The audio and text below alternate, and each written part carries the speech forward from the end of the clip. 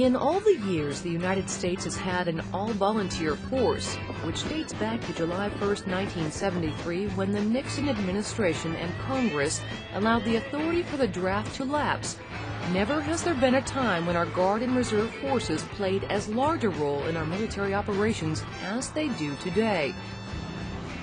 But in those days, the designated role for the reserve components was very different. It was truly a strategic reserve. We had the Guard and Reserve there in case we had a major conflict. We would call them up. We'd have plenty of time to train them. And the imperative to be ready and have the same equipment was not there. And there wasn't anything wrong with that. It's just the imperative we had. What we advertised was 1 weekend a month, 2 weeks in the summer. That's all we asked. And that's what was expected. We were not going to mobilize and go to war unless, you know, the Russians came across the Fulda Gap, and we were going to be the strategic reserve. So we were going to have plenty of time before we were needed to mobilize, to train, to get organized before we were ever going to get employed.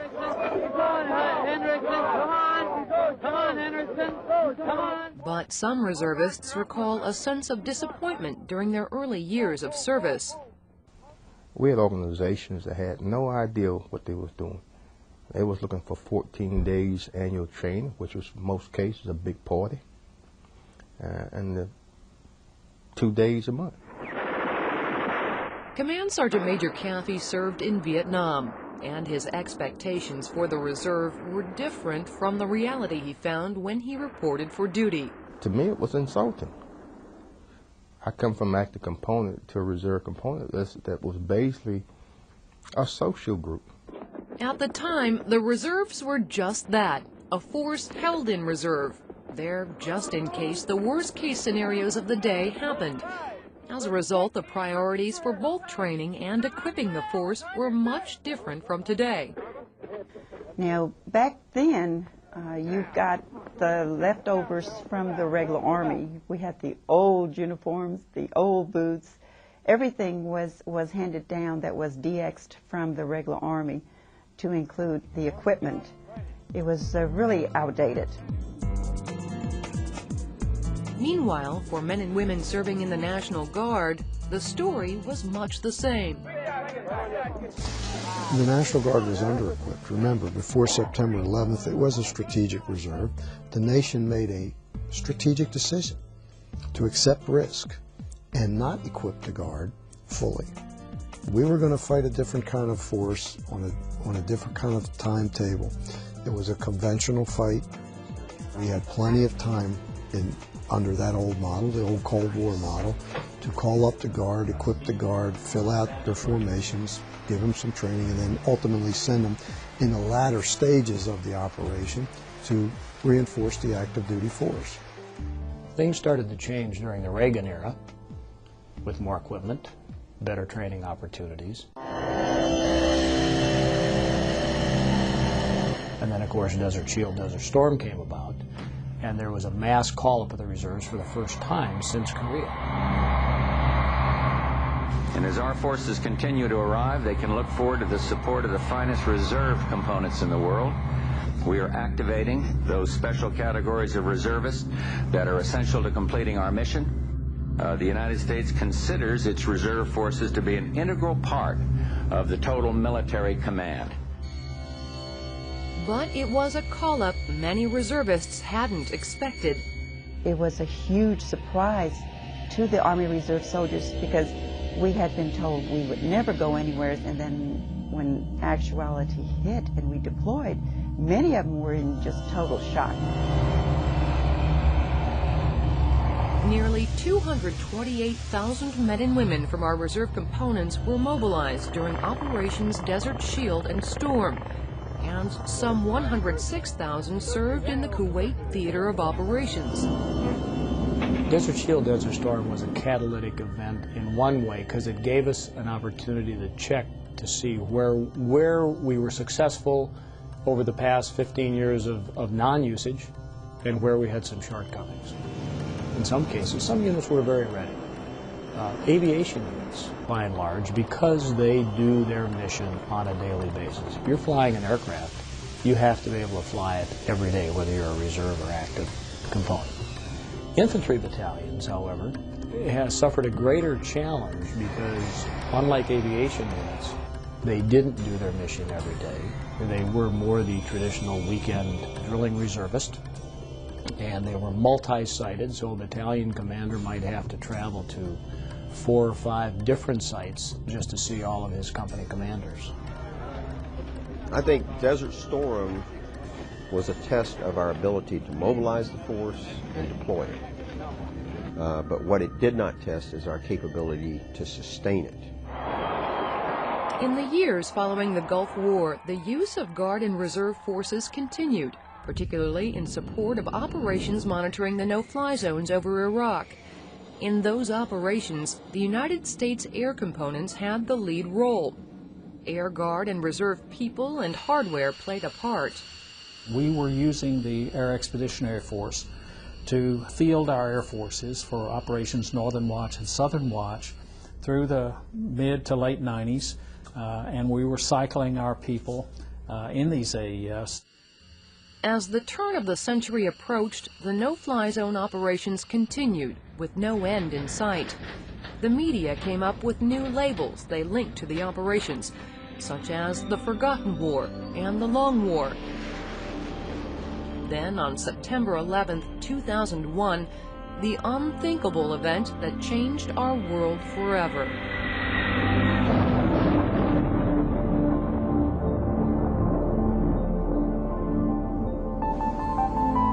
In the days and weeks following the 9/11 attacks, thousands of Guard and Reserve forces were mobilized. They helped safeguard our ports, patrolled our skies, beefed up security at military bases and airports throughout the country. Meanwhile, U.S. leaders began to plan, because one thing the attacks made obvious was that the fight in our future would be nothing like those of the past.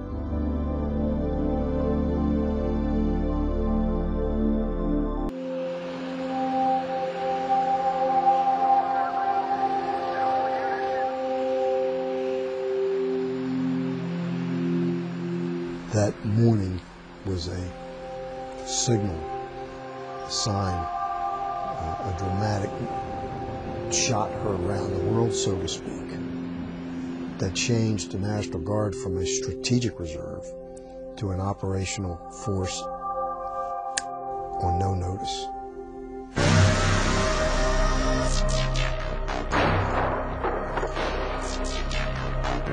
On October 7, 2001, the United States launched Operation Enduring Freedom, the military's part in the global war on terrorism. Where's that fire coming from?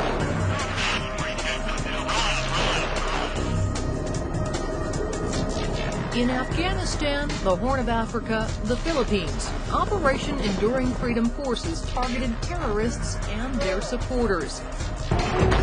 Baghdad is under attack, Basra is under attack.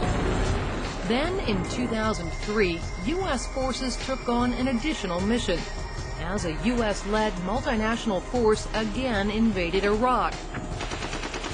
Operation Iraqi Freedom had 3 objectives: search for weapons of mass destruction, end the reign of Saddam Hussein and his support for terrorism, and free the Iraqi people.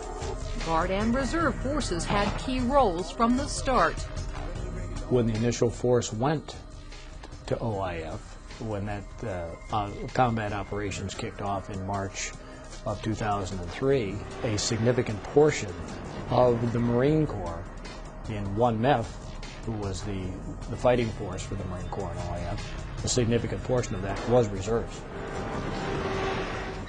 About 1.1 million men and women serve in the Guard and Reserve. They're 46% of the total force. Army Guard and Reserve have the largest portion of those numbers, with some 550,000 people. And right now, those forces, along with their active duty Army counterparts, bear the biggest burden in today's operations. In the combat portion, obviously all services are participating, but in the aftermath of it, the majority of troops are Army in theater, working with the Marines having the rest of the ground force. Where we are today, for the last 5+ years, the much increased utilization of all reserve forces, whether it be units, detachments, or individuals, is now in kind of a steady state of some level of mobilization. The global war on terrorism, OIF, OEF, is really testing our ability to sustain a long-term deployment of forces on a regular basis. And as the number of lives lost grows, while hundreds more are gravely injured, much talk is focused on whether or not U.S. forces can keep up the pace. We, in fact, have been doing that now for 6 years, and there are those that really thought the Guard would break and that we've been unable to stand this kind of stress on the force. And you would think that we would not be able to recruit and retain our force under this kind of stress. In fact, the truth is we actually are flourishing. Now, that wouldn't necessarily be the logical pattern you'd think we'd follow. As much as we're using people, as much deployment as people are doing, we've sent people into the combat operations 3 and 4 times now in the last 5 years, some of them. And they stay with us. I think they stay with us because they like being part of our units and they are doing something important. We have people on their 4th, 5th deployment already, and we have over 4,000 people right now with their hands up in the air, willing to train for any mission to go serve. Nearly all the reserve components say 2006 was a good year for both recruitment and retention. Along with better training and equipment, improvements in readiness throughout the reserve components has been a top priority. That means more emphasis is placed on things like making sure families are prepared and that troops are physically fit. We're mobilizing people to some pretty austere, harsh conditions, whether it's 126 degrees and full body armor in the desert, whether it's the cold of the mountains. You need to be fit when you get there. And we realize this now, and so we hold them to a higher standard. But on top of supporting military operations around the world, there are still the obligations that must be met on the home front when disasters like 9/11 and 2005's hurricanes happen. At one point in that Katrina response, the Air National Guard had 50% of all the C-130s in the inventory in the air in response to citizens of our nation. It was extraordinary. Okay, here, we've got a rescue in progress. Coast Guard men and women also played a big part in the aftermath of Hurricane Katrina, ultimately helping save more than 30,000 lives. The interesting thing about the Coast Guard Reserve and the Coast Guard, if an event occurs, the Coast Guard folks go to their stations to get in touch with their chain of command, and they're ready. And the paperwork might not be done right that minute, but darn it, they're ready to go, and they were ready. It happened in 9/11, happened with Rita, it happened with Katrina. The training Coast Guard reservists get isn't on simulators or in military exercises. They fulfill their training requirements doing what the Coast Guard does every day. When our reserves train and get ready for the next event, they train and work together day in and day out with our active duty components doing homeland security, search and rescue. So when they're drilling on a weekend, they are conducting those missions. In addition to its state role of responding in case of emergency, the National Guard took on a unique new mission last summer. In August, the Guard began the 2-year Operation Jumpstart, an effort to help safeguard the U.S. southwest border by providing support and improving the capabilities of the Border Patrol. They have virtually returned hundreds of badges back to the border because the National Guard has enabled them to be freed up to do law enforcement work where heretofore the Border Patrol agents were being used for other than law enforcement. We've expanded their eyes and ears dramatically. We can see parts of the border and report on operations occurring on the border that the Border Patrol, previous to the Guard involvement, was unable to do. We've done a dramatic job of increasing their what they call tactical infrastructure, their vehicle barriers, their road nets, their ability to have mobility of the Border Patrol agents laterally along the border, in placing sensors, putting in fences, lots and lots of capabilities that the Guard has brought to this mission that is much appreciated by U.S. Border Patrol. Around the world, joint operations between all the military services and utilizing both active and reserve forces is happening more every day. And to meet mission needs, many services are often forming units made up of a mix of active, Guard, and reserve men and women from all over the country. The reason we can do that like that is because we all have the same standards for training and for operational readiness. So we can put together sort of a rainbow of units to do the same kind of missions with the same airplanes and not miss a beat, because we all do the same kind of training, have the same tactics, training, and procedures. But even though training and equipment are improved over the Cold War years and men and women are continuing their service, reserve component leaders are always looking ahead, thinking of new initiatives and incentives to help keep the force strong in the future. We walk a tightrope. The tightrope is how do we retain a force that's greatly needed, that's both a citizen and a warrior. If we be too heavy-handed on the warrior side, we're going to lose it. If we're lackadaisical on the citizen side, we're going to lose them as well. So we got to do this balancing act. Equally critical to maintaining force strength is knowing where to send them, a difficult task. Because the enemy has a vote. I mean, we have not exactly had a perfect crystal ball in any regard in forecasting how many forces we would need in each one of these rotations for Iraq and Afghanistan. Things have not gone exactly according to our plan. The enemy has its own plan. Since 9/11, more than 500,000 men and women from our reserve components have deployed. Today, some 90,000 are involved in U.S. military operations around the world.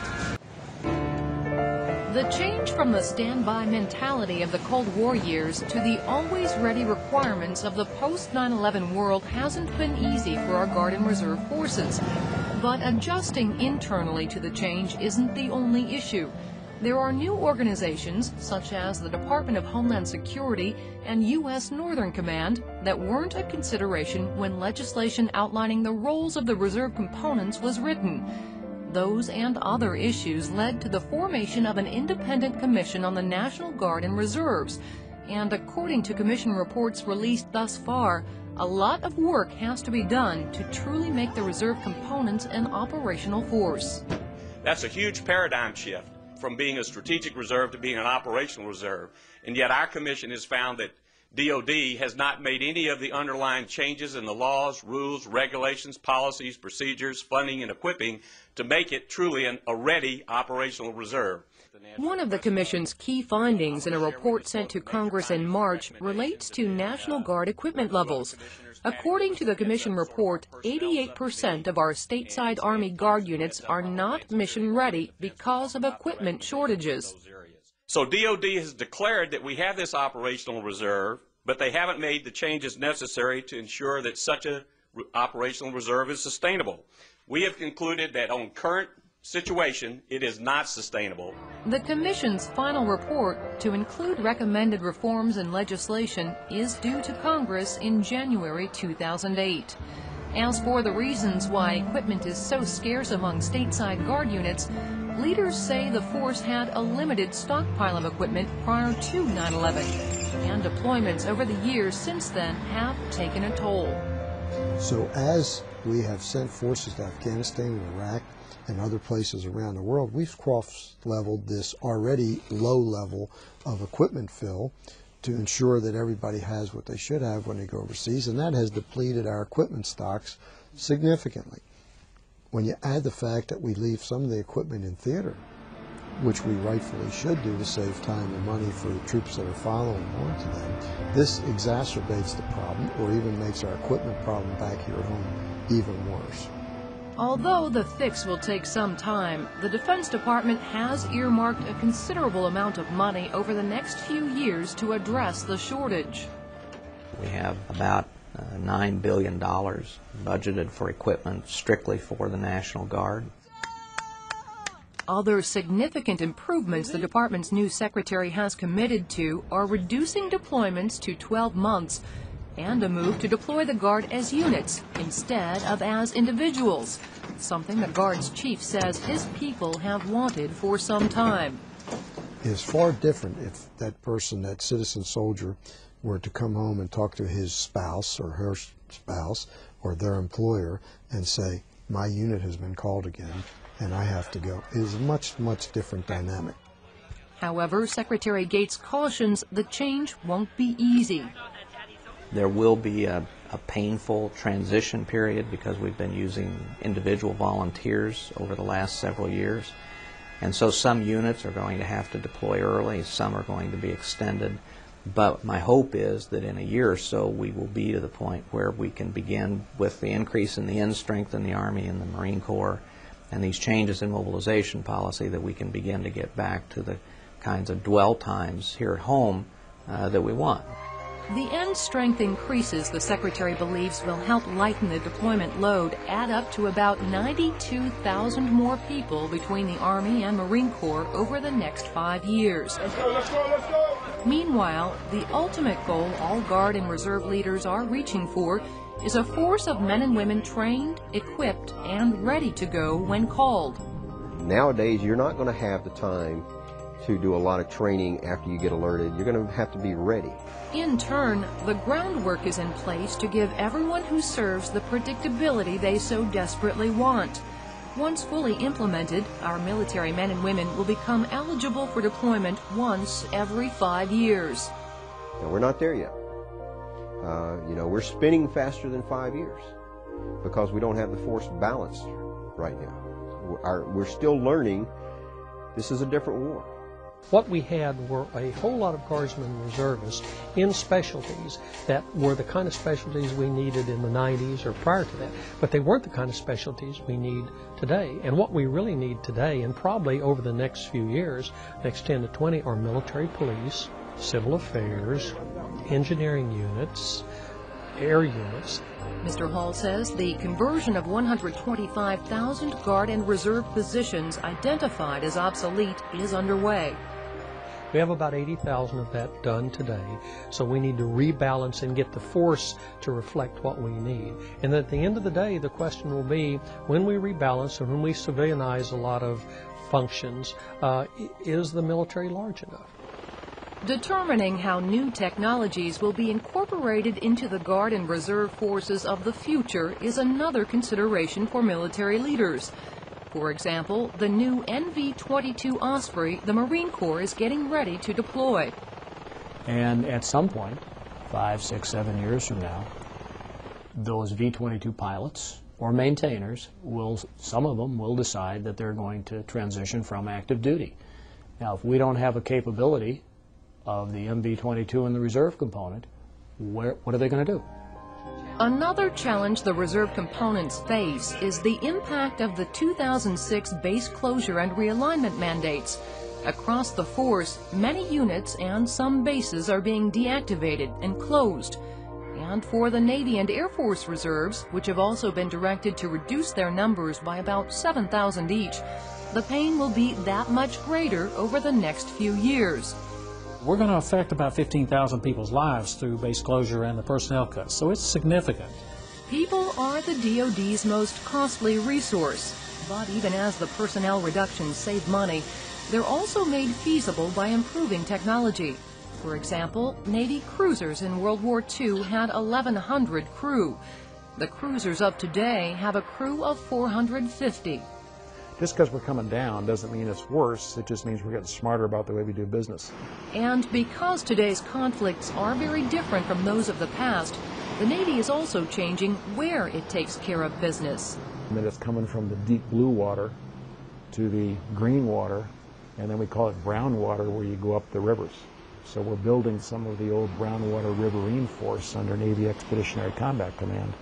But even as monies are doled out for new equipment and adjustments are made to how the reserve components operate, recruiting the right people to take care of the mission is always an underlying concern. And some are worried over what the future holds in store.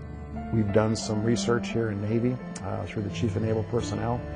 72% of our nation's youth are now ineligible for military service for a wide variety of reasons. Start with just not in physical shape, don't have the skill sets, tattoos, drug use, criminal, and parents who don't want their kids to serve in an economy that's doing pretty good on the outside.